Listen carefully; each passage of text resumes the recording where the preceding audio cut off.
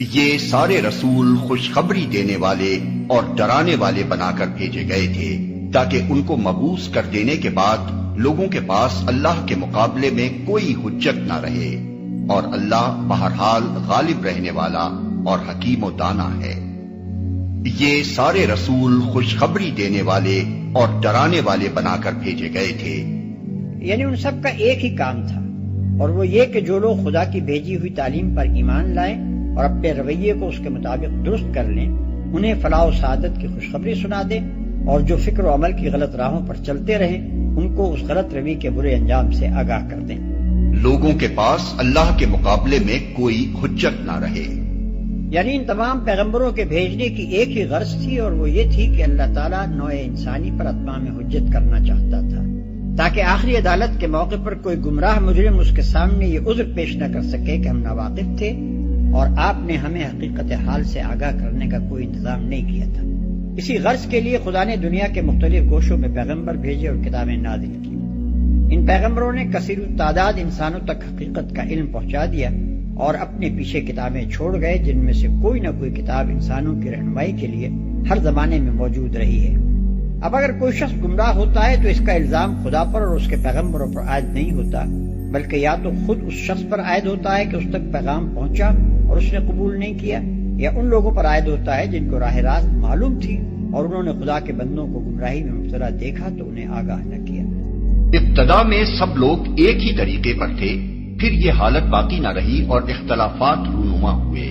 تب اللہ نے نبی بھیجے جو راست روی پر بشارت دینے والے اور کجروی کے نتائج سے ڈرانے والے تھے، اور ان کے ساتھ کتاب برحق نازل کی تاکہ حق کے بارے میں لوگوں کے درمیان جو اختلافات رونما ہو گئے تھے ان کا فیصلہ کرے۔ اور ان اختلافات کے رونما ہونے کی وجہ یہ نہ تھی کہ ابتدا میں لوگوں کو حق بتایا نہیں گیا تھا، نہیں، اختلاف ان لوگوں نے کیا جنہیں حق کا علم دیا جا چکا تھا۔ انہوں نے روشن ہدایات پا لینے کے بعد محض اس لیے حق کو چھوڑ کر مختلف طریقے نکالے کہ وہ آپس میں زیادتی کرنا چاہتے تھے۔ بس جو لوگ انبیاء پر ایمان لے آئے انہیں اللہ نے اپنے اذن سے اس حق کا راستہ دکھا دیا جس میں لوگوں نے اختلاف کیا تھا۔ اللہ جسے چاہتا ہے راہ راست دکھا دیتا ہے۔ وہ آپس میں زیادتی کرنا چاہتے تھے۔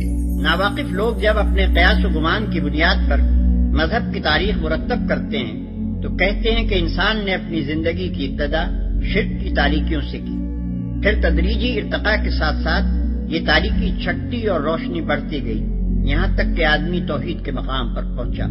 قرآن اس کے برعکس یہ بتاتا ہے کہ دنیا میں انسان کی زندگی کا آغاز پوری روشنی میں ہوا ہے۔ اللہ تعالیٰ نے سب سے پہلے جس انسان کو پیدا کیا تھا اس کو یہ بھی بتا دیا تھا کہ حقیقت کیا ہے اور تیرے لیے صحیح راستہ کون سا ہے۔ اس کے بعد ایک مدت تک نسل آدم راہ راست پر قائم رہی اور ایک امت بنی رہی۔ پھر لوگوں نے نئے نئے راستے نکالے اور مختلف طریقے ایجاد کر لیے، اس وجہ سے نہیں کہ ان کو حقیقت نہیں بتائی گئی تھی، بلکہ اس وجہ سے کہ حق کو جاننے کے باوجود بعض لوگ اپنے جائز حق سے بڑھ کر امتیازات، فوائد اور منافع حاصل کرنا چاہتے تھے، اور آپس میں ایک دوسرے پر ظلم، سرکشی اور زیادتی کرنے کے خواہش مند تھے۔ اسی خرابی کو دور کرنے کے لیے اللہ تعالیٰ نے انبیاء کرام کو مبعوث کرنا شروع کیا۔ یہ انبیاء علیہ السلام اس لیے نہیں بھیجے گئے تھے کہ ہر ایک اپنے نام سے ایک نئے مذہب کی بنا ڈالے اور اپنی ایک نئی امت بنا لے، بلکہ ان کے بھیجے جانے کی غرض یہ تھی کہ لوگوں کے سامنے اس کھوئی ہوئی راہ حق کو واضح کر کے انہیں پھر سے ایک امت بنا دے۔ ہم نے ہر امت میں ایک رسول بھیج دیا اور اس کے ذریعے سے سب کو خبردار کر دیا کہ اللہ کی بندگی کرو اور طاغوت کی بندگی سے بچو۔ اس کے بعد ان میں سے کسی کو اللہ نے ہدایت بخشی اور کسی پر ضلالت مسلط ہو گئی۔ پھر ذرا زمین میں چل پھر کر دیکھ لو کہ جھٹلانے والوں کا کیا انجام ہو چکا ہے۔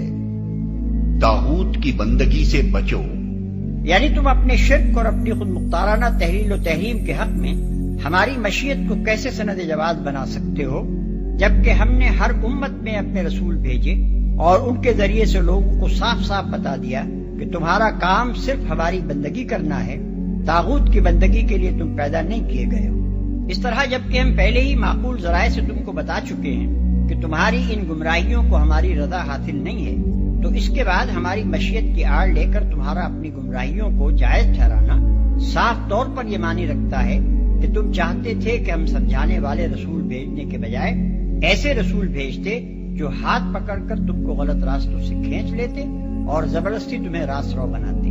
کسی پر ضلالت مسلط ہو گئی، یعنی ہر پیغمبر کی آمد کے بعد اس کی قوم دو حصوں میں تقسیم ہوئی، بعض نے اس کی بات مانی اور یہ مان لینا اللہ کی توفیق سے تھا، اور بعض اپنی گمراہی پر جمے رہے۔ جھٹلانے والوں کا کیا انجام ہو چکا ہے؟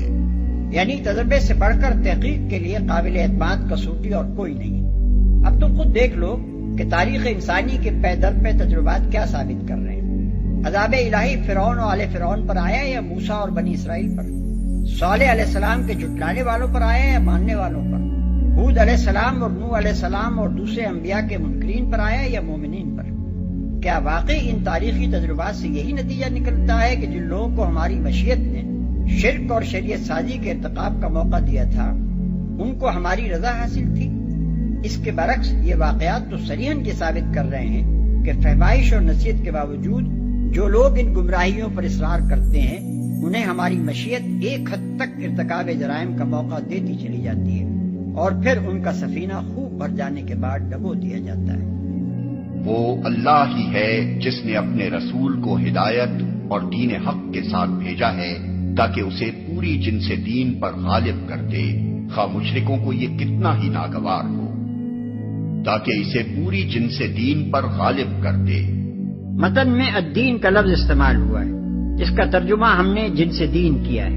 دین کا لفظ جیسا کہ ہم پہلے بھی بیان کر چکے ہیں عربی زبان میں اس نظام زندگی یا طریق زندگی کے لیے استعمال ہوتا ہے جس کے قائم کرنے والے کو سند اور مطاع تسلیم کر کے اس کا اتباع کیا جائے۔ بس بعثت رسول صلی اللہ علیہ وسلم کی غرض اس آیت میں یہ بتائی گئی ہے کہ جس ہدایت اور دین حق کو وہ خدا کی طرف سے لایا ہے اسے دین کی نوعیت رکھنے والے تمام طریقوں اور نظاموں پر غالب کر دے۔ دوسرے الفاظ میں رسول کی بعثت کبھی اس غرض کے لیے نہیں ہوئی کہ جو نظام زندگی لے کر وہ آیا ہے وہ کسی دوسرے نظام زندگی کا تابع اور اس سے مغلوب بن کر اور اس کی دی ہوئی رعایتوں اور گنجائشوں میں سمٹ کر رہے، بلکہ وہ بادشاہ ارض و سما کا نمائندہ بن کر آتا ہے اور اپنے بادشاہ کے نظام حق کو غالب دیکھنا چاہتا ہے۔ اگر کوئی دوسرا نظام زندگی دنیا میں رہے بھی تو اسے خدائی نظام کی بخشی ہوئی گنجائشوں میں سمٹ کر رہنا چاہیے، جیسا کہ جزیہ ادا کرنے کی صورت میں ذمیوں کا نظام زندگی ہے۔ در حقیقت اہل ایمان پر تو اللہ نے یہ بہت بڑا احسان کیا ہے کہ ان کے درمیان خود انہی میں سے ایک ایسا پیغمبر اٹھایا جو اس کی آیات انہیں سناتا ہے، ان کی زندگیوں کو سنوارتا ہے اور ان کو کتاب اور دانائی کی تعلیم دیتا ہے، حالانکہ اس سے پہلے یہی لوگ صریح گمراہیوں میں پڑے ہوئے تھے۔ وہی ہے جس نے امیوں کے اندر ایک رسول خود انہی میں سے اٹھایا جو انہیں اس کی آیات سناتا ہے، ان کی زندگی سنوارتا ہے اور ان کو کتاب اور حکمت کی تعلیم دیتا ہے، حالانکہ اس سے پہلے وہ کھلی گمراہی میں پڑے ہوئے تھے۔ امیوں کے اندر، یہاں امی کا لفظ یہودی اصطلاح کے طور پر آیا ہے اور اس میں ایک لطیف طنز پوشیدہ ہے۔ اس کا مطلب یہ ہے کہ جن کو یہودی حقارت کے ساتھ امی کہتے ہیں اور اپنے مقابلے میں ذلیل سمجھتے ہیں، انہی میں اللہ غالب و دانا نے ایک رسول اٹھایا ہے۔ وہ خود نہیں اٹھ کھڑا ہوا ہے بلکہ اس کا اٹھانے والا وہ ہے جو کائنات کا بادشاہ ہے، زبردست اور حکیم ہے، جس کی قوت سے لڑ کر یہ لوگ اپنا ہی کچھ بگاڑیں گے، اس کا کچھ نہیں بگاڑ سکتے۔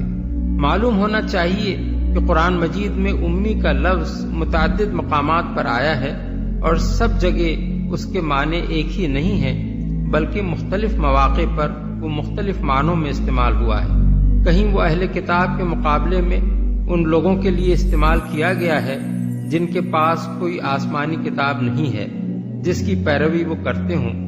مثلا فرمایا قل للذین اوتوا الکتاب والامیین ااسلمتم، آل عمران آیت 20۔ اہل کتاب اور امیوں سے پوچھو کیا تم نے اسلام قبول کیا؟ یہاں امیوں سے مراد مشرکین عرب ہیں اور ان کو اہل کتاب یعنی یہود و نصارہ سے الگ ایک گروہ قرار دیا گیا ہے۔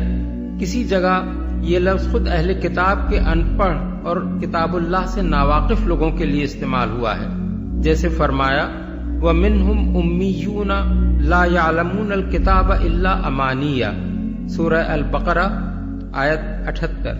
ان یہودیوں میں کچھ لوگ امی ہیں، کتاب کا کوئی علم نہیں رکھتے، بس اپنی آرزوؤں ہی کو جانتے ہیں۔ اور کسی جگہ یہ لفظ خاص یہودی اصطلاح کے طور پر استعمال ہوا ہے، جس سے مراد دنیا کے تمام غیر یہودی ہیں۔ مثلا فرمایا ذَلِكَ بِأَنَّهُمْ قَالُوا لَيْسَ عَلَيْنَا فِي الْأُمِّيِّينَ سَبِيلٌ، سورہ آل عمران آیت 75۔ یعنی ان کے اندر یہ بددیانتی پیدا ہونے کا سبب یہ ہے کہ وہ کہتے ہیں کہ امیوں کا مال مار کھانے پر ہم پر کوئی گرفت نہیں ہے۔ یہی تیسرے معنی ہیں جو آیت زیر بحث میں مراد لیے گئے ہیں۔ یہ لفظ عبرانی زبان کے لفظ گوئم کا ہم معنی ہے، جس کا ترجمہ انگریزی بائبل میں جینٹائلز کیا گیا ہے، اور اس سے مراد تمام غیر یہودی یا غیر اسرائیلی لوگ ہیں۔ لیکن اس یہودی اصطلاح کی اصل معنویت محض اس کی اس تشریح سے سمجھ میں نہیں آ سکتی۔ دراصل عبرانی زبان کا لفظ گوئم ابتداءً محض اقوام کے معنی میں بولا جاتا تھا، لیکن رفتہ رفتہ یہودیوں نے اسے پہلے تو اپنے سوا دوسری قوموں کے لیے مخصوص کر دیا، پھر اس کے اندر یہ معنی پیدا کر دیے کہ یہودیوں کے سوا باقی تمام اقوام ناشائستہ، بد مذہب، ناپاک اور ذلیل ہیں۔ حتیٰ کہ حقارت اور نفرت میں یہ لفظ یونانیوں کی اصطلاح باربیرینز سے بھی بازی لے گیا، جسے وہ تمام غیر یونانیوں کے لیے استعمال کرتے تھے۔ ربیون کے لٹریچر میں گوئم اس قدر قابل نفرت لوگ ہیں کہ ان کو انسانی بھائی نہیں سمجھا جا سکتا، ان کے ساتھ سفر نہیں کیا جا سکتا، بلکہ اگر ان میں سے کوئی شخص ڈوب رہا ہو تو اسے بچانے کی کوشش بھی نہیں کی جا سکتی۔ یہودیوں کا عقیدہ یہ تھا کہ آنے والا مسیح تمام گوئم کو ہلاک کر دے گا اور جلا کر خاکستر کر ڈالے گا۔ حکمت کی تعلیم دیتا ہے۔ قرآن مجید میں رسول اللہ صلی اللہ علیہ وسلم کی یہ صفات 4 مقامات پر بیان کی گئی ہیں، اور ہر جگہ ان کے بیان کی غرض مختلف ہے۔ البقرہ آیت 129 میں ان کا ذکر اہل عرب کو یہ بتانے کے لیے کیا گیا ہے کہ حضور صلی اللہ علیہ وسلم کی بعثت، جسے وہ اپنے لیے زحمت اور مصیبت سمجھ رہے تھے، در حقیقت ایک بڑی نعمت ہے، جس کے لیے حضرت ابراہیم اور حضرت اسماعیل علیہ السلام اپنی اولاد کے لیے اللہ تعالیٰ سے دعائیں مانگا کرتے تھے۔ سورہ البقرہ آیت 151 میں انہیں اس لیے بیان کیا گیا ہے کہ مسلمان حضور کی قدر پہچانیں اور اس نعمت سے پورا فیض حاصل کریں جو حضور کی بعثت کی صورت میں اللہ تعالیٰ نے انہیں عطا فرمائی ہے۔ آل عمران آیت 164 میں منافقین اور ضعیف الایمان لوگوں کو یہ احساس دلانے کے لیے ان کا اعادہ کیا گیا ہے کہ وہ کتنا بڑا احسان ہے جو اللہ تعالیٰ نے ان کے درمیان اپنا رسول بھیج کر کیا ہے، اور یہ لوگ کتنے نادان ہیں کہ اس کی قدر نہیں کرتے۔ اب چوتھی مرتبہ انہیں اس سورہ میں دہرایا گیا ہے، جس سے مقصود یہودیوں کو یہ بتانا ہے کہ محمد صلی اللہ علیہ وسلم تمہاری آنکھوں کے سامنے جو کام کر رہے ہیں وہ صریحاً ایک رسول کا کام ہے۔ وہ اللہ کی آیات سنا رہے ہیں جن کی زبان، مضامین، انداز بیان، ہر چیز اس بات کی شہادت دیتی ہے کہ فی الواقع وہ اللہ ہی کی آیات ہیں۔ وہ لوگوں کی زندگیاں سنوار رہے ہیں، ان کے اخلاق اور عادات اور معاملات کو ہر طرح کی گندگیوں سے پاک کر رہے ہیں، اور ان کو اعلیٰ درجے کے اخلاقی فضائل سے آراستہ کر رہے ہیں۔ یہ وہی کام ہے جو اس سے پہلے تمام انبیاء کرتے رہے ہیں۔ پھر وہ صرف آیات ہی سنانے پر اکتفا نہیں کرتے، بلکہ ہر وقت اپنے قول اور عمل سے اور اپنی زندگی کے نمونے سے لوگوں کو کتاب الہی کا منشا سمجھا رہے ہیں، اور ان کو اس حکمت و دانائی کی تعلیم دے رہے ہیں جو انبیاء کے سوا آج تک کسی نے نہیں دی ہے۔ یہی سیرت اور کردار اور کام ہی تو انبیاء کا وہ نمایاں وصف ہے جس سے وہ پہچانے جاتے ہیں۔ پھر یہ کیسی ہٹ دھرمی ہے کہ جس کا رسول برحق ہونا اس کے کارناموں سے علانیہ ثابت ہو رہا ہے، اس کو ماننے سے تم نے صرف اس لیے انکار کر دیا کہ اللہ نے اسے تمہاری قوم کے بجائے اس قوم میں سے اٹھایا جسے تم امی کہتے ہو۔ کھلی گمراہی میں پڑے ہوئے تھے۔ یہ حضور کی رسالت کا ایک اور ثبوت ہے جو یہودیوں کی آنکھیں کھولنے کے لیے پیش کیا گیا ہے۔ یہ لوگ صدیوں سے عرب کی سرزمین میں آباد تھے اور اہل عرب کی مذہبی، اخلاقی، معاشرتی اور تمدنی زندگی کا کوئی گوشہ ان سے چھپا ہوا نہ تھا۔ ان کی اس سابق حالت کی طرف اشارہ کر کے فرمایا جا رہا ہے کہ چند سال کے اندر محمد صلی اللہ علیہ وسلم کی قیادت و رہنمائی میں اس قوم کی جیسی کایا پلٹ گئی ہے اس کے تم عینی شاہد ہو۔ تمہارے سامنے وہ حالت بھی ہے جس میں یہ لوگ اسلام قبول کرنے سے پہلے مبتلا تھے، وہ حالت بھی ہے جو اسلام لانے کے بعد ان کی ہو گئی، اور اسی قوم کے ان لوگوں کی حالت بھی تم دیکھ رہے ہو جنہوں نے ابھی اسلام قبول نہیں کیا ہے۔ کیا یہ کھلا کھلا فرق جسے ایک اندھا بھی دیکھ سکتا ہے تمہیں یہ یقین دلانے کے لیے کافی نہیں ہے کہ یہ ایک نبی کے سوا کسی کا کارنامہ نہیں ہو سکتا، بلکہ اس کے سامنے تو پچھلے انبیاء تک کے کارنامے ماند پڑ گئے ہیں۔ اور اس رسول کی بعثت ان دوسرے لوگوں کے لیے بھی ہے جو ابھی ان سے نہیں ملے ہیں۔ اللہ زبردست اور حکیم ہے۔ جو ابھی ان سے نہیں ملے ہیں، یعنی محمد صلی اللہ علیہ وسلم کی رسالت صرف عرب قوم تک محدود نہیں ہے، بلکہ دنیا بھر کی ان دوسری قوموں اور نسلوں کے لیے بھی ہے جو ابھی آ کر اہل ایمان میں شامل نہیں ہوئی ہیں مگر آگے قیامت تک آنے والی ہیں۔ اصل الفاظ ہیں وآخرین منہم لما یلحقوا بہم، دوسرے لوگ ان میں سے جو ابھی ان سے نہیں ملے ہیں۔ اس میں لفظ منہم، ان میں سے، کے دو مطلب ہو سکتے ہیں۔ ایک یہ کہ وہ دوسرے لوگ امیوں میں سے یعنی دنیا کی غیر اسرائیلی قوموں میں سے ہوں گے، دوسرے یہ کہ وہ محمد صلی اللہ علیہ وسلم کو ماننے والے ہوں گے جو ابھی اہل ایمان میں شامل نہیں ہوئے ہیں مگر بعد میں آ کر شامل ہو جائیں گے۔ اس طرح یہ آیت من جملہ ان آیات کے ہے جن میں تصریح کی گئی ہے کہ رسول اللہ صلی اللہ علیہ وسلم کی بعثت تمام نوع انسانی کی طرف ہے اور ابد تک کے لیے ہے۔ قرآن مجید کے دوسرے مقامات جہاں اس مضمون کی صراحت کی گئی ہے حسب ذیل ہیں: الانعام آیت 19، الاعراف آیت 158، الانبیاء آیت 107، الفرقان آیت 1، سبا آیت 28۔ اللہ زبردست اور حکیم ہے۔ یعنی یہ اسی کی قدرت و حکمت کا کرشمہ ہے کہ ایک ایسی ناتراشیدہ امی قوم میں اس نے ایسا عظیم نبی پیدا کیا جس کی تعلیم و ہدایت اس درجے انقلاب انگیز ہے، اور پھر ایسے عالمگیر ابدی اصولوں کی حامل ہے جن پر تمام نوع انسانی مل کر ایک امت بن سکتی ہے اور ہمیشہ ہمیشہ ان اصولوں سے رہنمائی حاصل کر سکتی ہے۔ کوئی بناوٹی انسان خواہ کتنی ہی کوشش کر لیتا یہ مقام و مرتبہ کبھی حاصل نہیں کر سکتا تھا۔ عرب جیسی پسماندہ قوم تو درکنار، دنیا کی کسی بڑی سے بڑی قوم کا کوئی ذہین سے ذہین آدمی بھی اس پر قادر نہیں ہو سکتا کہ ایک قوم کی اس طرح مکمل طور پر کایا پلٹ دے اور پھر ایسے جامع اصول دنیا کو دے دے جن پر ساری نوع انسانی ایک امت بن کر ایک دین اور ایک تہذیب کا عالمگیر و ہمگیر نظام ابد تک چلانے کے قابل ہو جائے۔ یہ ایک معجزہ ہے جو اللہ کی قدرت سے رونما ہوا ہے، اور اللہ ہی نے اپنی حکمت کی بنا پر جس شخص، جس ملک اور جس قوم کو چاہا ہے اس کے لیے انتخاب کیا ہے۔ اس پر اگر کسی بے وقوف کا دل دکھتا ہے تو دکھتا رہے۔ انہیں بتاؤ کہ ہم نے جو رسول بھی بھیجا ہے اسی لیے بھیجا ہے کہ اذن خداوندی کی بنا پر اس کی اطاعت کی جائے۔ اگر انہوں نے یہ طریقہ اختیار کیا ہوتا کہ جب یہ اپنے نفس پر ظلم کر بیٹھے تھے تو تمہارے پاس آ جاتے اور اللہ سے معافی مانگتے اور رسول بھی ان کے لیے معافی کی درخواست کرتا تو یقیناً اللہ کو بخشنے والا اور رحم کرنے والا پاتے۔ انہیں بتاؤ کہ ہم نے جو رسول بھی بھیجا ہے اسی لیے بھیجا ہے کہ اذن خداوندی کی بنا پر اس کی اطاعت کی جائے۔ یعنی خدا کی طرف سے رسول اس لیے نہیں آتا ہے کہ بس اس کی رسالت پر ایمان لے آؤ اور پھر اطاعت جس کی چاہو کرتے رہو، بلکہ رسول کے آنے کی غرض ہی یہ ہوتی ہے کہ زندگی کا جو قانون وہ لے کر آیا ہے تمام قوانین کو چھوڑ کر صرف اسی کی پیروی کی جائے، اور خدا کی طرف سے جو احکام وہ دیتا ہے تمام احکام کو چھوڑ کر صرف انہی پر عمل کیا جائے۔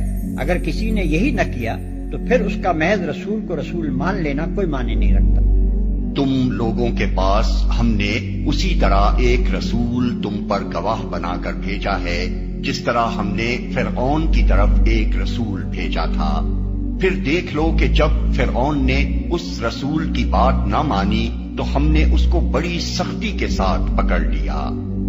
تم لوگوں کے پاس اب مکے کے ان کفار کو خطاب کیا جا رہا ہے جو رسول اللہ صلی اللہ علیہ وسلم کو جھٹلا رہے تھے اور آپ کی مخالفت میں سرگرم تھے۔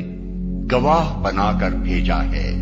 رسول اللہ صلی اللہ علیہ وسلم کو لوگوں پر گواہ بنا کر بھیجنے کا مطلب یہ بھی ہے کہ آپ دنیا میں ان کے سامنے اپنے قول اور عمل سے حق کی شہادت دیں، اور یہ بھی کہ آخرت میں جب اللہ تعالیٰ کی عدالت برپا ہوگی اس وقت آپ یہ گواہی دیں کہ میں نے ان لوگوں کے سامنے حق پیش کر دیا تھا۔ اے محمد، ہم نے جو تم کو بھیجا ہے تو یہ دراصل دنیا والوں کے حق میں ہماری رحمت ہے۔ دوسرا ترجمہ یہ بھی ہو سکتا ہے کہ ہم نے تم کو دنیا والوں کے لیے رحمت ہی بنا کر بھیجا ہے۔ دونوں صورتوں میں مطلب یہ ہے کہ نبی صلی اللہ علیہ وسلم کی بعثت دراصل نوع انسانی کے لیے خدا کی رحمت اور مہربانی ہے، کیونکہ آپ نے آ کر غفلت میں پڑی ہوئی دنیا کو چونکایا ہے اور اسے وہ علم دیا ہے جو حق اور باطل کا فرق واضح کرتا ہے، اور اس کو بالکل غیر مشتبہ طریقے سے بتا دیا ہے کہ اس کے لیے تباہی کی راہ کون سی ہے اور سلامتی کی راہ کون سی۔ کفار مکہ حضور صلی اللہ علیہ وسلم کی بعثت کو اپنے لیے زحمت اور مصیبت سمجھتے تھے اور کہتے تھے کہ اس شخص نے ہماری قوم میں پھوک ڈال دی ہے، ناخن سے گوشت جدا کر کے رکھ دیا ہے۔ اس پر فرمایا گیا کہ نادانو، تم جسے زحمت سمجھ رہے ہو یہ در حقیقت تمہارے لیے خدا کی رحمت ہے۔ ہم نے اپنے رسولوں کو صاف صاف نشانیوں اور ہدایات کے ساتھ بھیجا اور ان کے ساتھ کتاب اور میزان نازل کی تاکہ لوگ انصاف پر قائم ہوں، اور لوہا اتارا جس میں بڑا زور ہے اور لوگوں کے لیے منافع ہیں۔ یہ اس لیے کیا گیا ہے کہ اللہ کو معلوم ہو جائے کہ کون اس کو دیکھے بغیر اس کی اور اس کے رسولوں کی مدد کرتا ہے۔ یقیناً اللہ بڑی قوت والا اور زبردست ہے۔ لوگ انصاف پر قائم ہوں۔ اس مختصر سے فقرے میں انبیاء علیہ السلام کے مشن کا پورا لب لباب بیان کر دیا گیا ہے، جسے اچھی طرح سمجھ لینا چاہیے۔ اس میں بتایا گیا ہے کہ دنیا میں خدا کے جتنے رسول بھی اللہ تعالیٰ کی طرف سے آئے وہ سب 3 چیزیں لے کر آئے تھے۔ نمبر 1، بینات یعنی کھلی کھلی نشانیاں جو واضح کر رہی تھیں کہ یہ واقعی اللہ کے رسول ہیں، بنے ہوئے لوگ نہیں ہیں۔ روشن دلائل جو اس بات کو ثابت کرنے کے لیے بالکل کافی تھے کہ جس چیز کو وہ حق کہہ رہے ہیں وہ واقعی حق ہے، اور جس چیز کو وہ باطل قرار دے رہے ہیں وہ واقعی باطل ہے۔ واضح ہدایات جن میں کسی اشتباہ کے بغیر صاف صاف بتا دیا گیا تھا کہ عقائد، اخلاق، عبادات اور معاملات میں لوگوں کے لیے راہ راست کیا ہے جسے وہ اختیار کریں، اور غلط راستے کون سے ہیں جن سے وہ اجتناب کریں۔ نمبر 2، کتاب جس میں وہ ساری تعلیمات لکھ دی گئی تھیں جو انسان کی ہدایت کے لیے درکار تھیں تاکہ لوگ رہنمائی کے لیے اس کی طرف رجوع کر سکیں۔ نمبر 3، میزان یعنی وہ معیار حق و باطل جو ٹھیک ٹھیک ترازو کی تول تول کر یہ بتا دے کہ افکار، اخلاق اور معاملات میں افراط و تفریط کی مختلف انتہاؤں کے درمیان انصاف کی بات کیا ہے۔ ان 3 چیزوں کے ساتھ انبیاء علیہ السلام کو جس مقصد کے لیے بھیجا گیا وہ یہ تھا کہ دنیا میں انسان کا رویہ اور انسانی زندگی کا نظام فردن فردن بھی اور اجتماعی طور پر بھی عدل پر قائم ہو۔ ایک طرف ہر انسان اپنے خدا کے حقوق، اپنے نفس کے حقوق اور ان تمام بندگان خدا کے حقوق جن سے اس کو کسی طور پر سابقہ پیش آتا ہے ٹھیک ٹھیک جان لے اور پورے انصاف کے ساتھ ان کو ادا کرے، اور دوسری طرف اجتماعی زندگی کا نظام ایسے اصولوں پر تعمیر کیا جائے جن سے معاشرے میں کسی نوعیت کا ظلم باقی نہ رہے، تمدن و تہذیب کا ہر پہلو افراط و تفریط سے محفوظ ہو، حیات اجتماعی کے تمام شعبوں میں صحیح توازن قائم ہو، اور معاشرے کے تمام عناصر انصاف کے ساتھ اپنے حقوق پائیں اور اپنے فرائض ادا کریں۔ بلفاظ دیگر انبیاء علیہم السلام کی بعثت کا مقصود عدل انفرادی بھی تھا اور عدل اجتماعی بھی۔ وہ ایک ایک فرد کی شخصی زندگی میں بھی عدل قائم کرنا چاہتے تھے تاکہ اس کے ذہن، اس کی سیرت، اس کے کردار اور اس کے برتاؤ میں توازن پیدا ہو، اور انسانی معاشرے کے پورے نظام کو بھی عدل پر قائم کرنا چاہتے تھے تاکہ فرد اور جماعت دونوں ایک دوسرے کی روحانی، اخلاقی اور مادی فلاح میں مانع و مزاحم ہونے کے بجائے معاون و مددگار ہوں۔ منافع ہیں۔ لوہا اتارنے کا مطلب زمین میں لوہا پیدا کرنا ہے، جیسا کہ ایک دوسری جگہ قرآن میں فرمایا وَأَنزَلَ لَكُم مِّنَ الْأَنْعَامِ ثَمَانِيَةَ أَزْوَاجٍ، سورہ الزمر آیت 6، یعنی اس نے تمہارے لیے مویشیوں کی قسم کے 8 نر و مادہ اتارے۔ چونکہ زمین میں جو کچھ پایا جاتا ہے وہ اللہ تعالیٰ کے حکم سے یہاں آیا ہے، بخود نہیں بن گیا ہے، اس لیے ان کے پیدا کیے جانے کو قرآن مجید میں نازل کیے جانے سے تعبیر کیا گیا ہے۔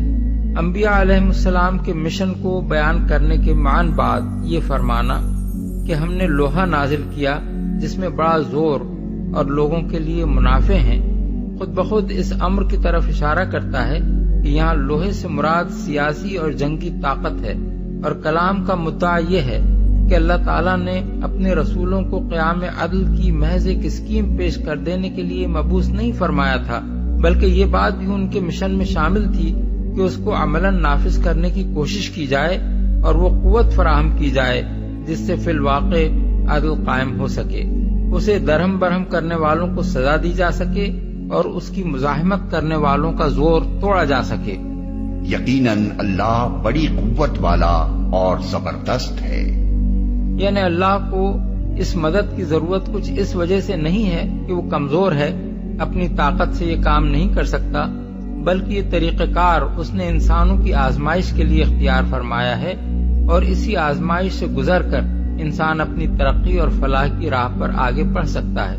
اللہ تو ہر وقت یہ قدرت رکھتا ہے کہ جب چاہے اپنے ایک اشارے سے تمام کافروں کو مغلوب کر دے اور اپنے رسولوں کو ان پر غلبہ و تسلط عطا فرما دے، مگر اس میں پھر رسولوں پر ایمان لانے والوں کا کیا کمال ہوگا جس کی بنا پر وہ کسی انعام کے مستحق ہوں۔ اسی لیے اللہ نے اس کام کو اپنی غالب قدرت سے انجام دینے کے بجائے طریقہ کار یہ اختیار فرمایا کہ اپنے رسولوں کو بینات اور کتاب اور میزان دے کر انسانوں کے درمیان مبعوث کر دیا، ان کو اس بات پر مامور فرمایا کہ لوگوں کے سامنے عدل کا راستہ پیش کریں اور ظلم و جور اور بے انصافی سے باز آ جانے کی ان کو دعوت دیں۔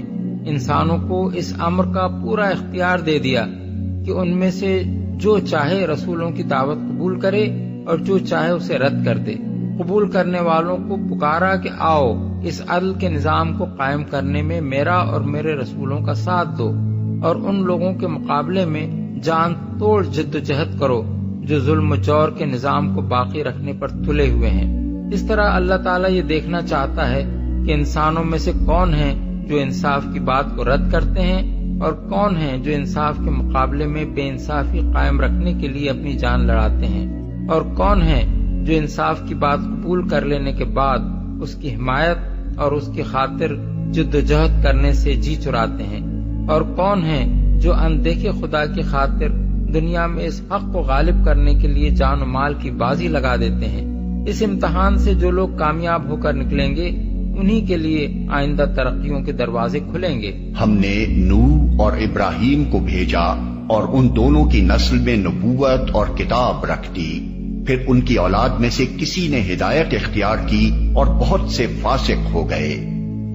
ہم نے اب یہ بتایا جا رہا ہے کہ محمد صلی اللہ علیہ وسلم سے پہلے جو رسول بینات اور کتاب اور میزان لے کر آئے تھے ان کے ماننے والوں میں کیا بگاڑ پیدا ہوا۔ کتاب رکھ دی، یعنی جو رسول بھی اللہ کی کتاب لے کر آئے وہ حضرت نوح کی اور ان کے بعد حضرت ابراہیم کی نسل سے تھے۔ فاسق ہو گئے، یعنی نافرمان ہو گئے، اللہ کی اطاعت کے دائرے سے نکل گئے۔ ان کے بعد پے در پے ہم نے اپنے رسول بھیجے، اور ان سب کے بعد عیسیٰ ابن مریم کو مبعوث کیا اور اس کو انجیل عطا کی، اور جن لوگوں نے اس کی پیروی اختیار کی ان کے دلوں میں ہم نے ترس اور رحم ڈال دیا، اور رہبانیت انہوں نے خود ایجاد کر لی، ہم نے اسے ان پر فرض نہیں کیا تھا، مگر اللہ کی خوشنودی کی طلب میں انہوں نے آپ ہی یہ بدعت نکالی اور پھر اس کی پابندی کرنے کا جو حق تھا اسے ادا نہ کیا۔ ان میں سے جو لوگ ایمان لائے ہوئے تھے ان کا اجر ہم نے ان کو عطا کیا، مگر ان میں سے اکثر لوگ فاسق ہیں۔ ترس اور رحم ڈال دیا۔ اصل الفاظ ہیں رافت اور رحمت۔ یہ دونوں لفظ قریب قریب ہم معنی ہیں، مگر جب یہ ایک ساتھ بولے جاتے ہیں تو رافت سے مراد وہ رقیق القلبی ہوتی ہے جو کسی کو تکلیف و مصیبت میں دیکھ کر ایک شخص کے دل میں پیدا ہو، اور رحمت سے مراد وہ جذبہ ہوتا ہے جس کے تحت وہ اس کی مدد کی کوشش کرے۔ حضرت عیسیٰ علیہ السلام چونکہ نہایت رقیق القلب اور خلق خدا کے لیے رحیم و شفیق تھے، اس لیے ان کی سیرت کا یہ اثر ان کے پیرووں میں سرایت کر گیا کہ وہ اللہ کے بندوں پر ترس کھاتے تھے اور ہمدردی کے ساتھ ان کی خدمت کرتے تھے۔ رہبانیت، اس کا تلفظ رہبانیت بھی کیا جاتا ہے اور رہبانیت بھی۔ اس کا مادہ رہب ہے جس کے معنی خوف ہیں۔ رہبانیت کا مطلب ہے مسلک خوف زدگی، اور رہبانیت کے معنی ہے مسلک خوف زدگان۔ اصطلاحاً اس سے مراد ہے کسی شخص کا خوف کی بنا پر، قطع نظر اس سے کہ وہ کسی کے ظلم کا خوف ہو یا دنیا کے فتنوں کا خوف یا اپنے نفس کی کمزوریوں کا خوف، تارک الدنیا بن جانا اور دنیاوی زندگی سے بھاگ کر جنگلوں اور پہاڑوں میں پناہ لینا یا گوشہ ہائے عزلت میں جا بیٹھنا۔ بدعت نکالی۔ اصل الفاظ ہیں الا ابتغاء رضوان اللہ۔ اس کے دو مطلب ہو سکتے ہیں، ایک یہ کہ ہم نے ان پر اس رہبانیت کو فرض نہیں کیا تھا، بلکہ جو چیز ان پر فرض کی تھی وہ یہ تھی کہ وہ اللہ کی خوشنودی حاصل کرنے کی کوشش کریں، اور دوسرا مطلب یہ کہ یہ رہبانیت ہماری فرض کی ہوئی نہ تھی بلکہ اللہ کی خوشنودی کی طلب میں انہوں نے اسے خود اپنے اوپر فرض کر لیا تھا۔ دونوں صورتوں میں یہ آیت اس بات کی صراحت کرتی ہے کہ رہبانیت ایک غیر اسلامی چیز ہے اور یہ کبھی دین حق میں شامل نہیں رہی ہے۔ یہی بات ہے جو نبی صلی اللہ علیہ وسلم نے فرمائی ہے کہ لا رہبانیت فی الاسلام، یعنی اسلام میں کوئی رہبانیت نہیں۔ مسند احمد۔ ایک اور حدیث میں حضور نے فرمایا رہبانیت ھذہ الامہ الجہاد فی سبیل اللہ، یعنی اس امت کی رہبانیت جہاد فی سبیل اللہ ہے۔ مسند احمد، مسند ابی یعلا، یعنی اس امت کے لیے روحانی ترقی کا راستہ ترک دنیا نہیں بلکہ اللہ کی راہ میں جہاد ہے، اور یہ امت فتنوں سے ڈر کر جنگلوں اور پہاڑوں کی طرف نہیں بھاگتی بلکہ راہ خدا میں جہاد کر کے ان کا مقابلہ کرتی ہے۔ بخاری و مسلم کی متفق علیہ روایت ہے کہ صحابہ میں سے ایک صاحب نے کہا میں ہمیشہ ساری رات نماز پڑھا کروں گا، دوسرے نے کہا میں ہمیشہ روزہ رکھوں گا اور کبھی ناغہ نہ کروں گا، تیسرے نے کہا میں کبھی شادی نہ کروں گا اور عورت سے کوئی واسطہ نہ رکھوں گا۔ رسول اللہ صلی اللہ علیہ وسلم نے ان کی یہ باتیں سنی تو فرمایا اما واللہ انی لاخشاکم للہ واتقاکم لہ لیکنی اصوم وافطر واصلی وارقد واتزوج النساء فمن رغب عن سنتی فلیس منی۔ خدا کی قسم میں تم سے زیادہ اللہ سے ڈرتا اور اس سے تقوی کرتا ہوں، مگر میرا طریقہ یہ ہے کہ روزہ رکھتا بھی ہوں اور نہیں بھی رکھتا، راتوں کو نماز بھی پڑھتا ہوں اور سوتا بھی ہوں، اور عورتوں سے نکاح بھی کرتا ہوں۔ جس کو میرا طریقہ پسند نہ ہو اس کا مجھ سے کوئی واسطہ نہیں۔ حضرت انس کہتے ہیں کہ رسول اللہ صلی اللہ علیہ وسلم فرمایا کرتے تھے لا تشددوا علی انفسکم ویشدد اللہ علیکم فإن قوما شددوا افشد اللہ علیہم فتلک بقایاہم فی الصوامع والدیار، یعنی اپنے اوپر سختی نہ کرو کہ اللہ تم پر سختی کرے۔ ایک گروہ نے یہی تشدد اختیار کیا تھا تو اللہ نے بھی پھر اسے سخت پکڑا، دیکھ لو وہ ان کے بقایا راہب خانوں اور کنیسوں میں موجود ہیں۔ ابو داؤد۔ اسے ادا نہ کیا، یعنی وہ دوہری غلطی میں مبتلا ہو گئے۔ ایک غلطی یہ کہ اپنے اوپر وہ پابندیاں عائد کی جن کا اللہ نے کوئی حکم نہ دیا تھا، اور دوسری غلطی یہ کہ جن پابندیوں کو اپنے نزدیک اللہ کی خوشنودی کا ذریعہ سمجھ کر خود اپنے اوپر عائد کر بیٹھے تھے ان کا حق ادا نہ کیا، اور وہ حرکتیں کی جن سے اللہ کی خوشنودی کے بجائے الٹا اس کا غضب مول لے بیٹھے۔ اس مقام کو پوری طرح سمجھنے کے لیے ایک نظر مسیحی رہبانیت کی تاریخ پر ڈال لینی چاہیے۔ حضرت عیسیٰ علیہ السلام کے بعد 200 سال تک عیسائی کلیسا رہبانیت سے ناآشنا تھا، مگر ابتدائی سے مسیحیت میں اس کے جراثیم پائے جاتے تھے، اور وہ تخیلات اس کے اندر موجود تھے جو اس چیز کو جنم دیتے ہیں۔ ترک و تجرید کو اخلاقی آئیڈیل قرار دینا اور درویشانہ زندگی کو شادی بیاہ اور دنیاوی کاروبار کی زندگی کے مقابلے میں اعلیٰ و افضل سمجھنا ہی رہبانیت کی بنیاد ہے، اور یہ دونوں چیزیں مسیحیت میں ابتدا سے موجود تھیں۔ خصوصیت کے ساتھ تجرد کو تقدس کا ہم معنی سمجھنے کی وجہ سے کلیسا میں مذہبی خدمات انجام دینے والوں کے لیے یہ بات ناپسندیدہ خیال کی جاتی تھی کہ وہ شادی کریں، بال بچوں والے ہوں اور خانداری کے بکھیڑوں میں پڑیں۔ اسی چیز نے 3 صدی تک پہنچتے پہنچتے ایک فتنے کی شکل اختیار کر لی، اور رہبانیت ایک وبا کی طرح مسیحیت میں پھیلنی شروع ہوئی۔ تاریخی طور پر اس کے 3 بڑے اسباب تھے۔ ایک یہ کہ قدیم مشرق سوسائٹی میں شہوانیت، بدکرداری اور دنیا پرستی جس شدت کے ساتھ پھیلی ہوئی تھی، اس کا توڑ کرنے کے لیے عیسائی علماء نے اعتدال کی راہ اختیار کرنے کے بجائے انتہا پسندی کی راہ اختیار کی۔ انہوں نے عفت پر اتنا زور دیا کہ عورت اور مرد کا تعلق بجائے خود نجس قرار پا گیا، خواہ وہ نکاحی کی صورت میں ہو۔ انہوں نے دنیا پرستی کے خلاف اتنی شدت برتی کہ آخر کار ایک دیندار آدمی کے لیے سرے سے کسی قسم کی املاک رکھنا ہی گناہ بن گیا، اور اخلاق کا معیار یہ ہو گیا کہ آدمی بالکل مفلس اور ہر لحاظ سے تارک الدنیا ہو۔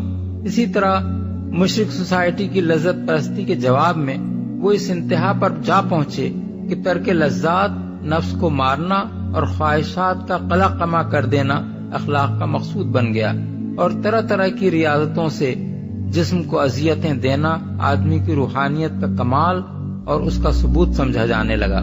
دوسرے یہ کہ مسیحیت جب کامیابی کے دور میں داخل ہو کر عوام میں پھیلنی شروع ہوئی تو اپنے مذہب کی توسیع و اشاعت کے شوق میں کلیسا ہر اس برائی کو اپنے دائرے میں داخل کرتا چلا گیا جو عام لوگوں میں مقبول تھی۔ اولیاء پرستی نے قدیم معبودوں کی جگہ لے لی۔ ہورس اور آئسس کے مجسموں کی جگہ مسیح اور مریم کے بت پوجے جانے لگے۔ سیٹرنیلیا کی جگہ کرسمس کا تہوار منایا جانے لگا۔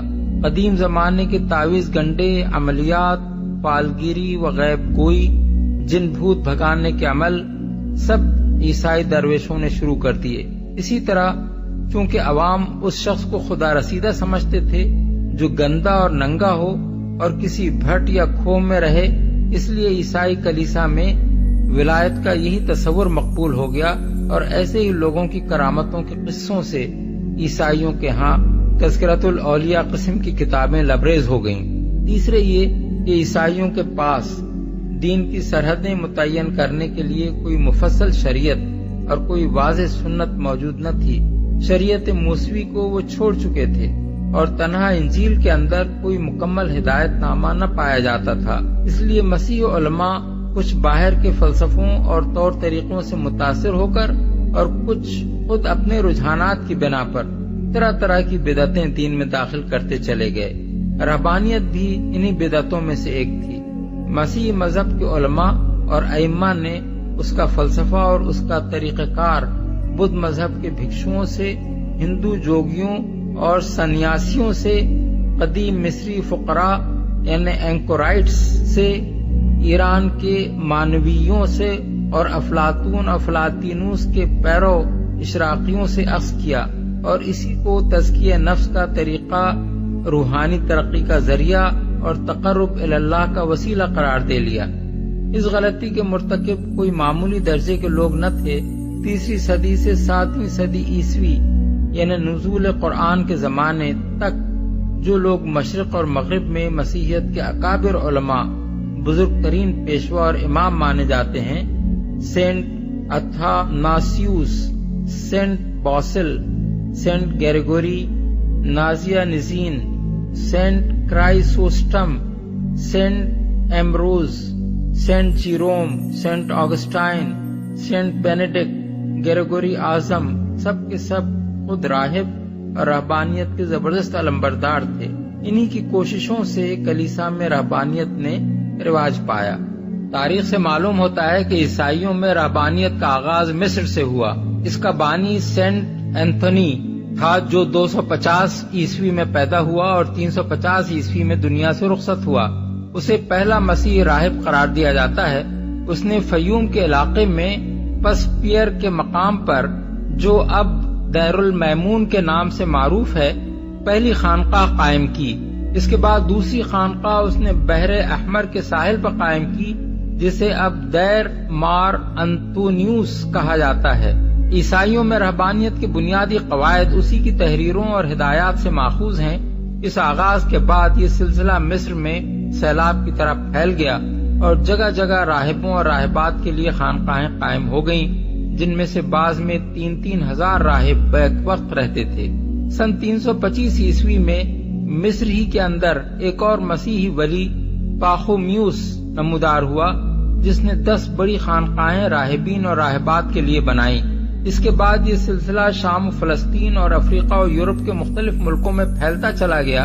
کلیسائی نظام کو اول اس رہبانیت کے معاملے میں سخت الجھن سے سابقہ پیش آیا، کیونکہ وہ ترک دنیا اور تجرد اور غریبی و مفلسی کو روحانی زندگی کا آئیڈیل تو سمجھتا تھا، مگر راہبوں کی طرح شادی بیاہ اور اولاد پیدا کرنے اور ملکیت رکھنے کو گناہ بھی نہ ٹھہرا سکتا تھا۔ بالآخر سینٹ اتھاناسیوس متوفی 373 عیسوی، سینٹ باسل متوفی 379 عیسوی، سینٹ آگسٹائن متوفی 430 عیسوی اور گریگوری اعظم متوفی 609 عیسوی جیسے لوگوں کے اثر سے رہبانیت کے بہت سے قواعد چرچ کے نظام میں باقاعدہ داخل ہو گئے۔ اس راہبانہ بدعت کی چند خصوصیات تھیں جنہیں ہم اختصار کے ساتھ بیان کرتے ہیں۔ نمبر 1، سخت ریاضتوں اور نت نئے طریقوں سے اپنے جسم کو اذیتیں دینا۔ اس معاملے میں ہر راہب دوسرے پر سبقت لے جانے کی کوشش کرتا تھا۔ عیسائی اولیاء کے تذکروں میں ان لوگوں کے جو کمالات بیان کیے گئے ہیں وہ کچھ اس قسم کے ہیں۔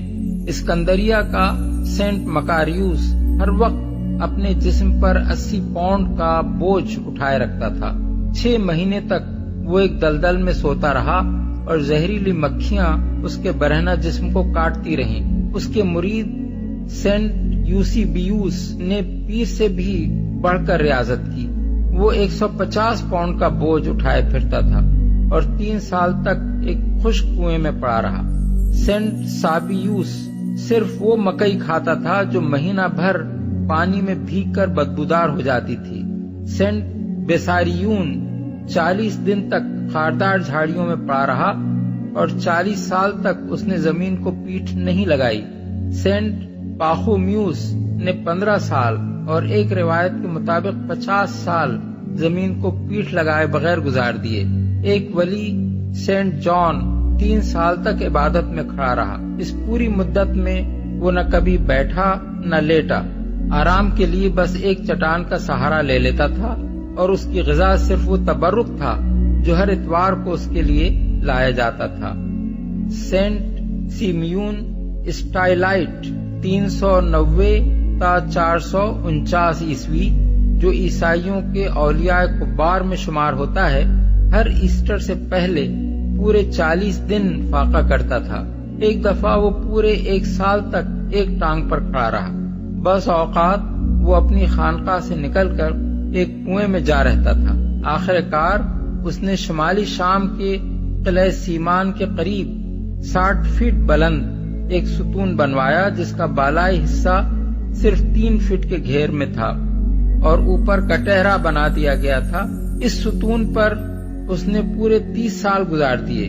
دھوپ، بارش، سردی गर्मी सब उस पर से गुजरती रहती थीं और वो कभी सुतून से न उतरता था। उसके मुरीद सीढ़ी लगाकर उसको खाना पहुंचाते और उसकी गंदगी साफ करते थे। फिर उसने एक रस्सी लेकर अपने आप को इस सुतून से बांध लिया, यहाँ तक कि रस्सी उसके गोश्त में पैवस्त हो गई। गोश्त सड़ गया और उसमें कीड़े पड़ गए। जब कोई कीड़ा उसके फोड़ों से गिर जाता तो वो उसे उठाकर फिर फोड़े ही में रख लेता और कहता, खा जो कुछ खुदा ने तुझे दिया है। मसीही अवाम दूर दूर से उसकी जियारत के लिए आते थे। जब वो मरा तो मसीही अवाम का फैसला ये था कि वो ईसाई वली की बेहतरीन मिसाल था। इस दौर के ईसाई औलिया की जो खूबियां बयान की गई हैं वो ऐसी ही मिसालों से भरी पड़ी हैं। किसी वली की तारीफ ये थी कि 30 साल तक वो बिल्कुल खामोश रहा और कभी उसे बोलते न देखा गया। किसी ने अपने आप को एक चट्टान से बांध रखा था।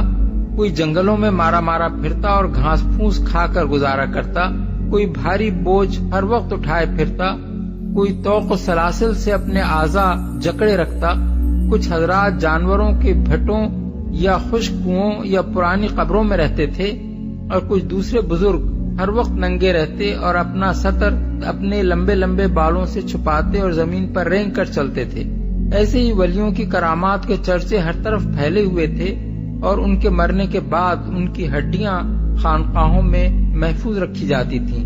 मैंने खुद कोह सीना के नीचे सेंट कैथराइन की खानकाह में ऐसी हड्डियों की एक पूरी लाइब्रेरी सजी हुई देखी है, जिसमें कहीं औलिया की खोपड़ियां करीने से रखी हुई थीं, कहीं पांव की हड्डियां और कहीं हाथों की हड्डियां, और एक वली का तो पूरा ढांचा ही शीशे की एक अलमारी में रखा हुआ था। नंबर 2, उनकी दूसरी खुसूसियत ये थी कि वो हर वक्त गंदे रहते और सफाई से सख्त परहेज करते थे। नहाना या जिस्म को पानी लगाना उनके नजदीक खुदा परस्ती के खिलाफ था। जिस्म की सफाई को वो रूह की नजासत समझते थे। सेंट अथानासियुस बड़ी अकीदत के साथ सेंट एंथोनी की ये खूबी बयान करता है कि उसने मरते दम तक कभी अपने पांव नहीं धोए। सेंट अब्राहम जब से दाखिले मसीहियत हुआ पूरे 50 साल उसने न मुंह धोया न पांव। एक मशहूर राहिबा कुंवारी सिल्विया ने उम्र भर अपनी उंगलियों के सिवा जिस्म के किसी हिस्से को पानी न लगने दिया। एक कॉन्वेंट की 130 राहिबात की तारीफ में लिखा है कि उन्होंने कभी अपने पांव नहीं धोए और गुस्ल का तो नाम सुनकर ही उनके बदन पर लर्जा चढ़ जाता था। नंबर 3, इस रहबानियत ने अज़दवाजी जिंदगी को अमलन बिल्कुल हराम कर दिया और निकाह के रिश्ते को काट फेंकने में सख्त बेदर्दी से काम लिया। 4वीं और 5वीं सदी की तमाम मजहबी तहरीरें इस ख्याल से भरी हुई हैं कि तजर्रुद सबसे बड़ी अखलाकी कदर है और इफ़्फ़त के माने ये हैं कि आदमी जिनसी ताल्लुक से कतई एहतराज करे, खा वो मियाँ और बीवी का ताल्लुक ही क्यों न हो। पाकीज़ा रूहानी जिंदगी का कमाल ये समझा जाता था कि आदमी अपने नफ्स को बिल्कुल मार दे और उसमें जिस्मानी लज्जत की कोई ख्वाहिश तक बाकी न छोड़े। उन लोगों के नजदीक ख्वाहिश को मार देना इसलिए जरूरी था कि उससे हैवानियत को तक़वियत पहुंचती है। उनके नजदीक लज्जत और गुनाह हम्माना थे, हत्ता के मसरत भी उनकी निगाह में खुदा फरामोशी के मुतरादिफ थी। सेंट बासिल हंसने और मुस्कुराने तक को ममनू करार देता है। इन्हीं तस्वुरात की बिना पर औरत और मर्द के दरमियान शादी का ताल्लुक उनके यहाँ कतई नजिस करार पा गया था। राहिब के लिए जरूरी था कि वो शादी करना तो दरकिनार औरत की शक्ल तक न देखे और अगर शादीशुदा हो तो बीवी को छोड़कर निकल जाए। मर्दों की तरह औरतों के दिल में भी ये बात बिठाई गई थी कि वो अगर आसमानी बादशाहत में दाखिल होना चाहती हैं तो हमेशा कुंवारी रहें और शादीशुदा हों तो अपने शौहरों से अलग हो जाएं। सेंट जेरोम जैसा मुमताज मसीह आलिम कहता है कि जो औरत मसीह के खातिर राहिबा बनकर सारी उम्र कुंवारी रहे वो मसीह की दुल्हन है और उस औरत की माँ को खुदा यानी मसीह की सास यानी mother in law of God होने का शरफ हासिल है। एक और मकाम पर सेंट जेरोम कहता है कि इफ़्फ़त की कुल्हाड़ी से अज़दवाजी ताल्लुक की लकड़ी को काट फेंकना सालिक का अव्वलीन काम है।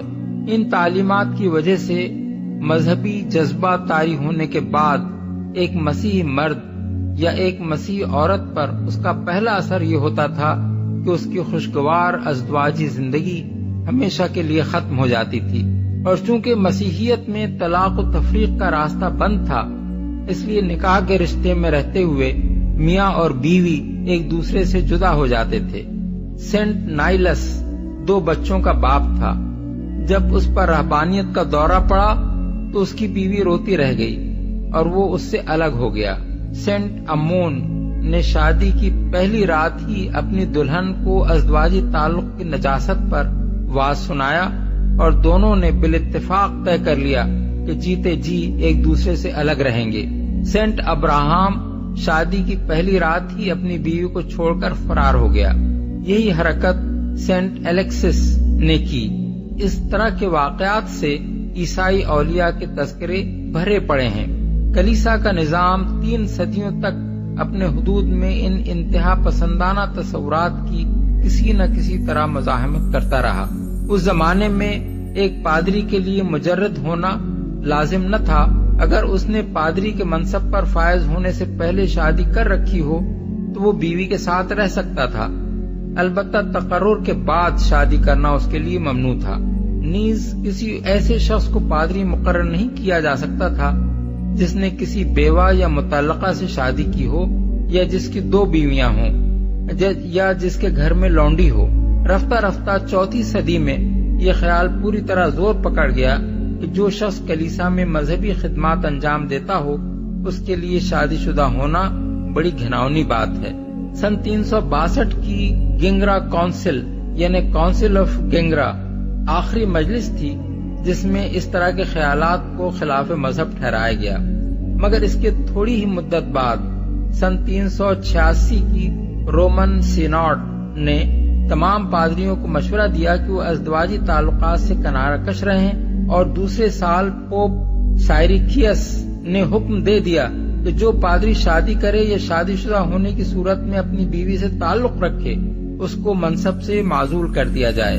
سینٹ جیروم، سینٹ ایمبروز اور سینٹ آگسٹائن جیسے اکابر علماء نے بڑے زور شور سے اس فیصلے کی حمایت کی، اور تھوڑی سی مزاحمت کے بعد مغربی کلیسا میں یہ پوری شدت کے ساتھ نافذ ہو گیا۔ اس دور میں متعدد کونسلیں ان شکایات پر غور کرنے کے لیے منعقد ہوئیں کہ جو لوگ پہلے سے شادی شدہ تھے وہ مذہبی خدمات پر مقرر ہونے کے بعد بھی اپنی بیویوں کے ساتھ ناجائز تعلقات رکھتے ہیں۔ آخر کار ان کی اصلاح کے لیے یہ قواعد بنائے گئے کہ وہ کھلے مقامات پر سوئیں، اپنی بیویوں سے کبھی علیحدگی میں نہ ملیں، اور ان کی ملاقات کے وقت کم از کم 2 آدمی موجود ہوں۔ سینٹ گیریگوری ایک پادری کی تعریف میں لکھتا ہے کہ 40 سال تک وہ اپنی بیوی سے الگ رہا، حتیٰ کہ مرتے وقت جب اس کی بیوی اس کے قریب گئی تو اس نے کہا، عورت دور ہٹ جا۔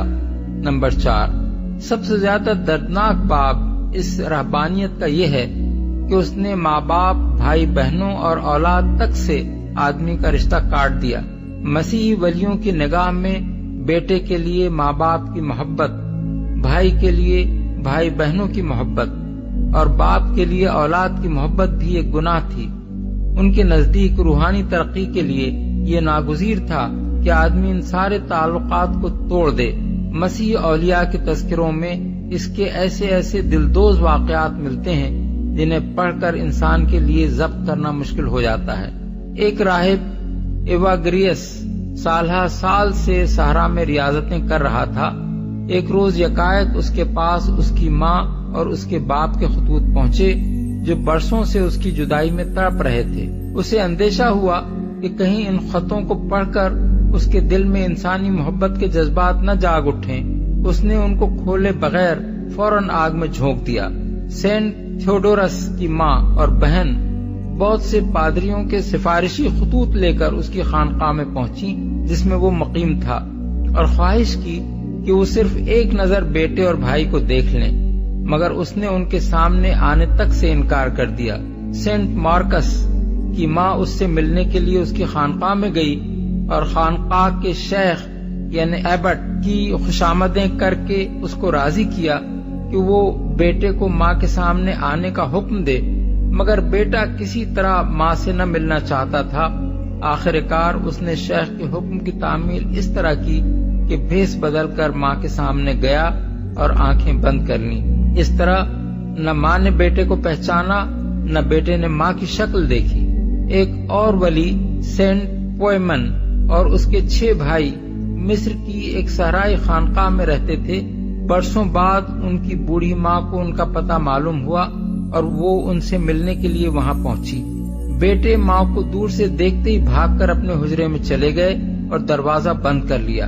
ماں باہر بیٹھ کر رونے لگی اور اس نے چیخ چیخ کر کہا، میں اس بڑھاپے میں اتنی دور چل کر صرف تمہیں دیکھنے آئی ہوں، تمہارا کیا نقصان ہوگا اگر میں تمہاری شکلیں دیکھ لوں؟ کیا میں تمہاری ماں نہیں ہوں؟ مگر ان ولیوں نے دروازہ نہ کھولا اور ماں سے کہہ دیا کہ ہم تجھ سے خدا کے ہاں ملیں گے۔ اس سے بھی زیادہ دردناک قصہ سینٹ سیمیون اسٹائلائٹس کا ہے، جو ماں باپ کو چھوڑ کر 27 سال غائب رہا۔ باپ اس کے غم میں مر گیا، ماں زندہ تھی۔ بیٹی کی ولایت کے چرچے جب دور و نزدیک پھیل گئے تو اس کو پتہ چلا کہ وہ کہاں ہے۔ بیچاری اس سے ملنے کے لیے اس کی خانقاہ پر پہنچی، مگر وہاں کسی عورت کو داخلے کی اجازت نہ تھی۔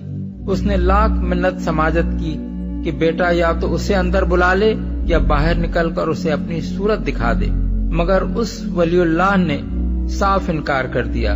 3 رات اور 3 دن وہ خانقاہ کے دروازے پر پڑی رہی اور آخر کار وہیں لیٹ کر اس نے جان دے دی۔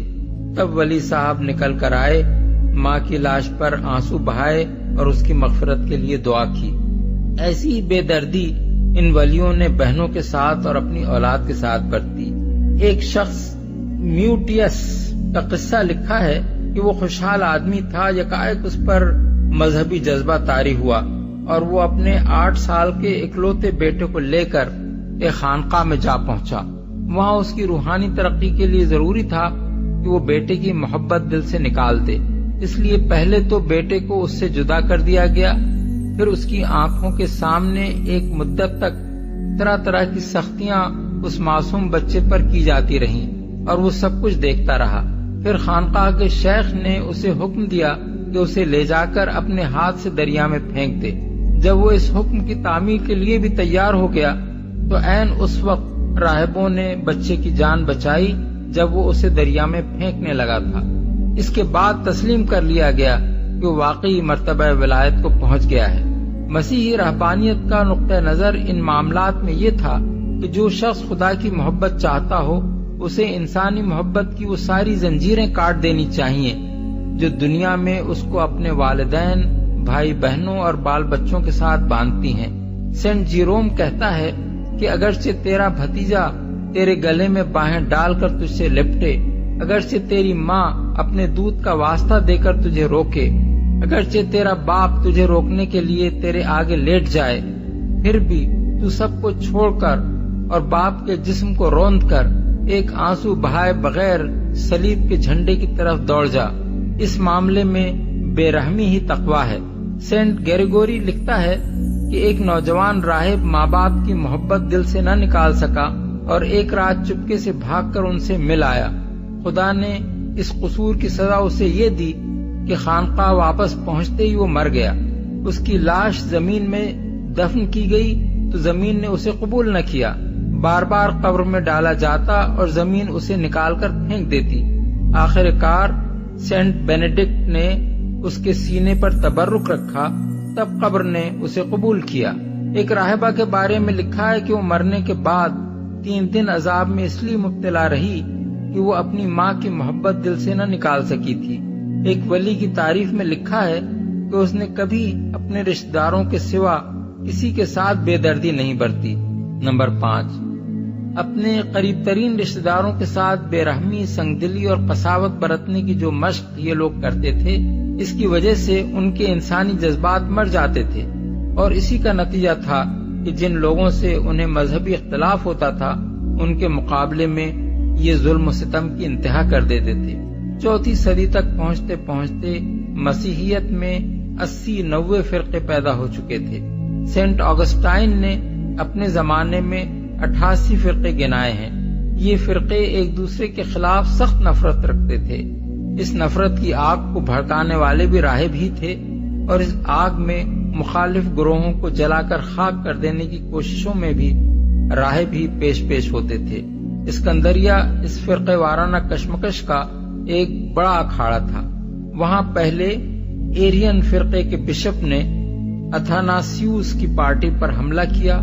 اس کی خانقاہوں سے کنواری راہبات پکڑ کر نکالی گئیں، ان کو ننگا کر کے خاردار شاخوں سے پیٹا گیا اور ان کے جسم پر داغ لگائے گئے تاکہ وہ اپنے عقیدے سے توبہ کر لیں۔ پھر جب مصر میں کیتھولک گروہ کو غلبہ حاصل ہوا تو اس نے ایرین فرقے کے خلاف یہی سب کچھ کیا، حتیٰ کہ غالب خیال یہ ہے کہ خود ایریس کو بھی زہر دے کر مار دیا گیا۔ اسی اسکندریہ میں ایک مرتبہ سینٹ سائرل کے مرید راہبوں نے ہنگامہ عظیم برپا کیا، یہاں تک کہ مخالف فرقے کی ایک راہبہ کو پکڑ کر اپنے کلیسا میں لے گئے، اسے قتل کیا، اس کی لاش کی بوٹی بوٹی نوچ ڈالی اور پھر اسے آگ میں جھونک دیا۔ روم کا حال بھی اس سے کچھ مختلف نہ تھا۔ سن 366 میں پوپ لائبیریس کی وفات پر دو گروہوں نے پاپائی کے لیے اپنے اپنے امیدوار کھڑے کیے۔ دونوں کے درمیان سخت خونریزی ہوئی، حتیٰ کہ ایک دن میں صرف ایک چرچ سے 137 لاشیں نکالی گئیں۔ نمبر 6، اس ترک و تجرید اور فقر و درویشی کے ساتھ دولت دنیا سمیٹنے میں بھی کمی نہ کی گئی۔ 5ویں صدی کے آغاز ہی میں حالت یہ ہو چکی تھی کہ روم کا بشپ بادشاہوں کی طرح اپنے محل میں رہتا تھا اور اس کی سواری جب شہر میں نکلتی تھی تو اس کے ٹھاٹ باٹ قیصر کی سواری سے کم نہ ہوتے تھے۔ سینٹ جیروم اپنے زمانے یعنی 4ویں صدی کے آخری دور میں شکایت کرتا ہے کہ بہت سے بشپوں کی دعوتیں اپنی شان میں گورنروں کی دعوتوں کو شرماتی ہیں۔ خانقاہوں اور کنیسوں کی طرف دولت کا یہ بہاؤ 7ویں صدی یعنی نزول قرآن کے زمانے تک پہنچتے پہنچتے سیلاب کی شکل اختیار کر چکا تھا۔ یہ بات عوام کے ذہن نشین کرا دی گئی تھی کہ جس کسی سے کوئی گناہ عظیم سرزد ہو جائے اس کی بخشش کسی نہ کسی ولی کی درگاہ پر نذرانہ چڑھانے یا کسی خانقاہ یا چرچ کو بھیٹ دینے ہی سے ہو سکتی ہے۔ اس کے بعد وہی دنیا راہبوں کے قدموں میں آ رہی جس سے فرار ان کا ترہ امتیاز تھا۔ خاص طور پر جو چیز اس تنزل کی موجب ہوئی وہ یہ تھی کہ راہبوں کی غیر معمولی ریاضتیں اور ان کی نفس کشی کے کمالات دیکھ کر جب عوام میں ان کے لیے بے پناہ عقیدت پیدا ہو گئی تو بہت سے دنیا پرست لوگ لباس درویشی پہن کر راہبوں کے گروہ میں داخل ہو گئے اور انہوں نے ترک دنیا کے بھیس میں جلب دنیا کا کاروبار ایسا چمکایا کہ بڑے بڑے طالبین دنیا ان سے مات کھا گئے۔ 7، عفت کے معاملے میں بھی فطرت سے لڑ کر رہبانیت نے بارہا شکست کھائی اور جب شکست کھائی تو بری طرح کھائی۔ خانقاہوں میں نفس کشی کی کچھ مشقیں ایسی بھی تھیں جن میں راہب اور راہبات مل کر ایک ہی جگہ رہتے تھے اور بسا اوقات ذرا زیادہ مشق کرنے کے لیے ایک ہی بستر پر رات گزارتے تھے۔ مشہور راہب سینٹ ایواگریس بڑی تعریف کے ساتھ فلسطین کے ان راہبوں کے ضبط نفس کا ذکر کرتا ہے جو اپنے جذبات پر اتنا قابو پا گئے تھے کہ عورتوں کے ساتھ یکجا غسل کرتے تھے اور ان کی دید سے، ان کے لمس سے، حتیٰ کہ ان کے ساتھ ہم آغوشی سے بھی ان کے اوپر فطرت غلبہ نہ پاتی تھی۔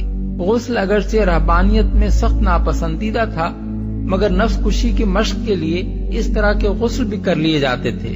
آخر کار اسی فلسطین کے متعلق نیسا کا سینٹ گریگوری متوفی سن 396 لکھتا ہے کہ وہ بدکرداری کا اڈا بن گیا ہے۔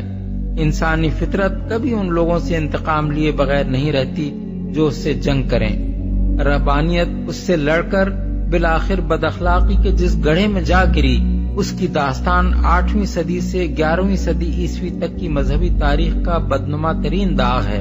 10ویں صدی کا ایک اطالوی بشپ لکھتا ہے کہ اگر چرچ میں مذہبی خدمات انجام دینے والوں کے خلاف بدچلنی کی سزائیں نافذ کرنے کا قانون عملاً جاری کر دیا جائے تو لڑکوں کے سوا کوئی سزا سے نہ بچ سکے گا، اور اگر حرامی بچوں کو بھی مذہبی خدمات سے الگ کر دینے کا قاعدہ نافذ کیا جائے تو شاید چرچ کے خادموں میں کوئی لڑکا تک باقی نہ رہے۔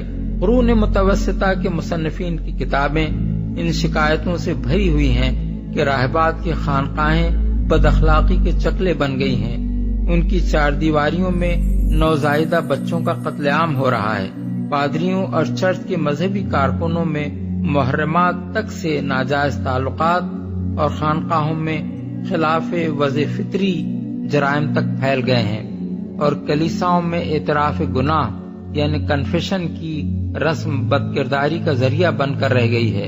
ان تفصیلات سے صحیح طور پر اندازہ کیا جا سکتا ہے کہ قرآن مجید یہاں رہبانیت کی بدعت ایجاد کرنے اور پھر اس کا حق ادا نہ کرنے کا ذکر کر کے مسیحیت کے کس بگاڑ کی طرف اشارہ کر رہا ہے۔ بس آج یہ رحمت ان لوگوں کا حصہ ہے جو اس پیغمبر نبی امی کی پیروی اختیار کریں جس کا ذکر انہیں اپنے ہاں تورات اور انجیل میں لکھا ہوا ملتا ہے۔ وہ انہیں نیکی کا حکم دیتا ہے، بدی سے روکتا ہے، ان کے لیے پاک چیزیں حلال اور ناپاک چیزیں حرام کرتا ہے، اور ان پر سے وہ بوجھ اتارتا ہے جو ان پر لدے ہوئے تھے، اور وہ بندشیں کھولتا ہے جن میں وہ جکڑے ہوئے تھے۔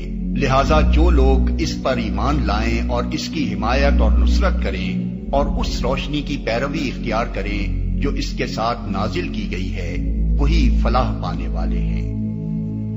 جو اس پیغمبر نبی امی کی پیروی اختیار کریں۔ حضرت موسیٰ علیہ السلام کی دعا کا جواب اوپر کے فقرے پر ختم ہو گیا تھا۔ اس کے بعد اب موقع کی مناسبت سے فوراً بنی اسرائیل کو محمد صلی اللہ علیہ وسلم کے اتباع کی دعوت دی گئی ہے۔ تقریر کا مدعا یہ ہے کہ تم پر خدا کی رحمت نازل ہونے کے لیے جو شرائط موسیٰ علیہ السلام کے زمانے میں عائد کی گئی تھی وہی آج تک قائم ہے، اور دراصل یہ انہی شرائط کا تقاضا ہے کہ تم اس پیغمبر پر ایمان لاؤ۔ تم سے کہا گیا تھا کہ خدا کی رحمت ان لوگوں کا حصہ ہے جو نافرمانی سے پرہیز کریں، تو آج سب سے بڑی بنیادی نافرمانی یہ ہے کہ جس پیغمبر کو خدا نے مامور کیا ہے اس کی رہنمائی تسلیم کرنے سے انکار کیا جائے۔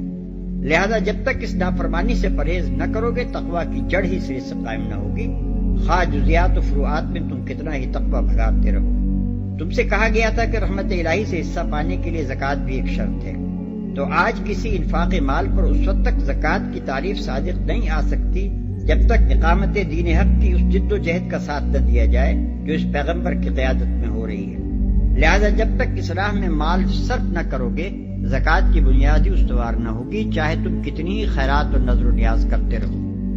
تم سے کہا گیا تھا کہ اللہ نے اپنی رحمت صرف ان لوگوں کے لیے لکھی ہے جو اللہ کی آیات پر ایمان لائیں، تو آج جو آیات اس پیغمبر پر نازل ہو رہی ہیں ان کا انکار کر کے تم کسی طرح بھی آیات الہی کے ماننے والے قرار نہیں پا سکتے۔ لہذا جب تک ان پر ایمان نہ لاؤ گے یہ آخری شرط بھی پوری نہ ہوگی، خواہ تورات پر ایمان رکھنے کا تم کتنا ہی دعویٰ کرتے رہو۔ یہاں نبی صلی اللہ علیہ وسلم کے لیے امی کا لفظ بہت معنی خیز استعمال ہوا ہے۔ بنی اسرائیل اپنے سوا دوسری قوموں کو امی جینٹائلز کہتے تھے، اور ان کا قومی فخر و غرور کسی امی کی پیشوائی تسلیم کرنا تو درکنار، اس پر بھی تیار نہ تھا کہ امیوں کے لیے اپنے برابر انسانی حقوق ہی تسلیم کر لیں۔ چنانچہ قرآن ہی میں آتا ہے کہ وہ کہتے تھے لیس علینا فی الامیین سبیل، آل عمران آیت 75، یعنی امیوں کے مال مار کھانے میں ہم پر کوئی مواخذہ نہیں ہے۔ بس اللہ تعالیٰ انہی کی اصطلاح استعمال کر کے فرماتا ہے کہ اب تو اسی امی کے ساتھ تمہاری قسمت وابستہ ہے، اس کی پیروی قبول کرو گے تو میری رحمت سے حصہ پاؤ گے، ورنہ وہی غضب تمہارے لیے مقدر ہے جس میں صدیوں سے گرفتار چلے آ رہے ہو۔ تورات اور انجیل میں لکھا ہوا ملتا ہے۔ مثال کے طور پر تورات اور انجیل کے حسب ذیل مقامات ملاحظہ ہوں جہاں محمد صلی اللہ علیہ وسلم کی آمد کے متعلق صاف اشارات موجود ہیں۔ استثناء باب 18 آیت 15 تا 19، متی باب 21 آیت 33 تا 46، یوحنا باب 1 آیت 19 تا 21، یوحنا باب 14 آیت 15 تا 17 اور آیت 25 تا 30، یوحنا باب 15 آیت 25 26، یوحنا باب 16 آیت 7 تا 15۔ اور ناپاک چیزیں حرام کرتا ہے، یعنی جن پاک چیزوں کو انہوں نے حرام کر رکھا ہے وہ انہیں حلال قرار دیتا ہے، اور جن ناپاک چیزوں کو یہ لوگ حلال کیے بیٹھے ہیں انہیں وہ حرام قرار دیتا ہے۔ وہ بندشیں کھولتا ہے جن میں وہ جکڑے ہوئے تھے، یعنی ان کے فقیہوں نے اپنی قانونی مشگافیوں سے، ان کے روحانی مقتداؤں نے اپنے توضع کے مبالغوں سے، اور ان کے جاہل عوام نے اپنے توہمات اور خود ساختہ حدود و ضوابط سے ان کی زندگی کو جن بوجھوں تلے دبا رکھا ہے اور جن جکڑ بندیوں میں کس رکھا ہے، یہ پیغمبر وہ سارے بوجھ اتار دیتا ہے اور وہ تمام بندشیں توڑ کر زندگی کو آزاد کر دیتا ہے۔